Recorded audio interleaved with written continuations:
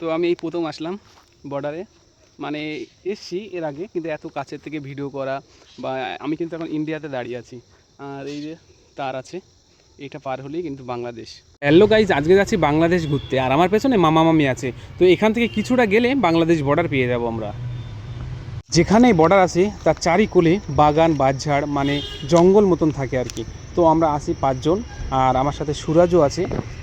দেখো চারিকোলে বাঁশ, এত বাগান ধারণার বাইরে।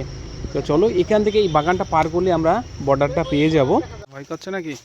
ভয় বলে কোনো জিনিস আমাদের মধ্যে নেই, ভয় আমাদের করে না। কিন্তু ভিডিও দেখলে কিন্তু ডিলিট করে দেবে, যদি বিএসএফ টের পায় ভিডিও ডিলিট করে দেবে।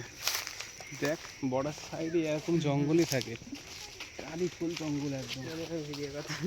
তো ফাইনালি আমরা বর্ডারের কাছাকাছি চলে এসেছি। ওই যে দেখা যাচ্ছে এটা রোড, আর এদিকে তার কাঠা দিয়ে পুরো ঘেরা আছে। তো ওখানে ভিডিও করতে দেবে না, কেননা বিএসএফ দেখলে ভিডিও ডিলিট করে দেবে। তো আমরা যাই ওখানে গিয়ে তাদের সাথে কথা বলে ভিডিও করব।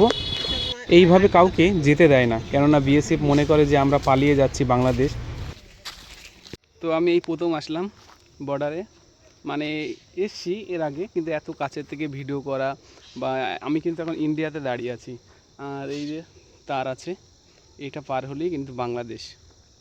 আমি একটা বিয়েতে এসছি, ওই দেখো আরও আমার সাথে অনেকে এসছে ওই যে ওখানে। তো বন্ধুরা, ওখানে একটা বিএসএফ আছে, খুবই ভালো, ঝাড়খণ্ডে বাড়ি ওই। কিন্তু ওনাকে ভিডিও করতে দিল না, মানে ওনাকে একটু ভিডিও করব বলছে, তুই যদি ফেসবুকে ছেড়ে দাও তাহলে তো আমার ফেসটা ভাইরাল হবে, ওই জন্য করতে দিল না।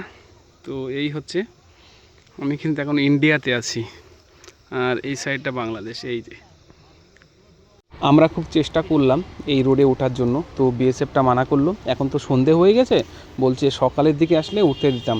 আর এখন এসআইআর চলছে, ওই জন্য এখান থেকে সব বাংলাদেশে অনেকেই পালিয়ে যাচ্ছে। আমি জিজ্ঞাসা করলাম যে আজকে কজনা ধরেছো, বলছে আজকেও 2 জনা ধরেছে। এই যে সুরাজ এসছে,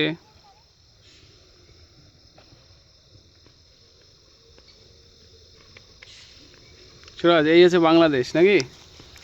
তো আমরা বাংলাদেশের কাছে চলে আসলাম। আমরা কিন্তু এই আছে ইন্ডিয়া, এই বাংলাদেশ।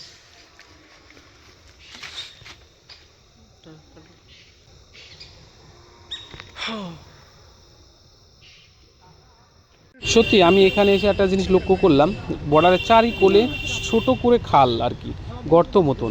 তো আমি জিজ্ঞাসা করলাম যে এটা কেন, বলছে যখনই কেউ পালাবে এই গর্তটা তাকে পার করতে হবে, বা কোনোদিন যদি আমরা বিপদে পড়ি এই গর্তের ভিতরে লুকাতে হবে। তো এদের খুবই কষ্ট আর। তো বন্ধুরা, বর্ডার তো ঘুরে নিলাম, আর অনেক দিন থেকেই ভাবছিলাম যে বর্ডারে গিয়ে একটা ভিডিও করব, তো সেটা আশাটা পূর্ণ হয়ে গেল। তো ভিডিওটা যদি আপনাদের ভালো লাগে লাইক শেয়ার কমেন্ট করবে, সাবস্ক্রাইব করে পাশে থাকবেন। সবাই ভালো থাকবেন, সুস্থ থাকবেন। আসসালাম।